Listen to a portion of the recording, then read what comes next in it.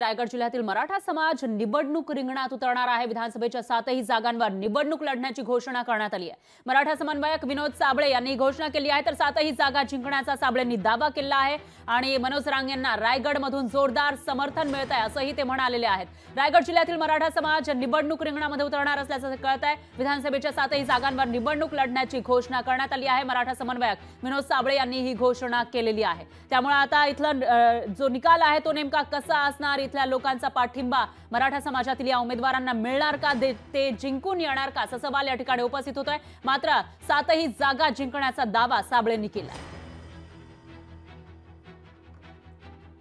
मराठा समाजाचा आरक्षण लढा गेले 42 दिवस चालू आहे आणि आता तो अंतिम टप्प्यात आलेला आहे।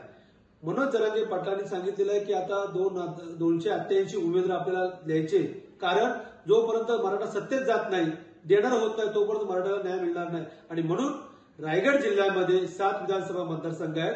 7ही विधानसभा आम्ही लढवण्यासाठी तयार आहोत। मनोज जरांगे पाटलांच्या आदेशानुसार आम्ही निवडणूक लढणार आणि मराठा रायगड जिल्ह्याचा जागरूक आहे आणि या निवडणूक आम्ही जिंकणारच, जिंकण्यासाठीच लढणार आहोत। म्हणून 7 विधानसभा लढणार आणि आमच्याकडे उमेदवारांची यादी तयार आहे। मनोज जरांगे पाटलांनी जाहीर केले की उमेदवार जाहीर करा, त्या दिवशी आम्ही उमेदवार जाहीर करू आणि प्रचार सुरू करू आणि जिंकण्यासाठी आम्ही निवडणूक लढणार आहोत। लोकशाही मराठी ऐका, पहा, जागरूक रहा।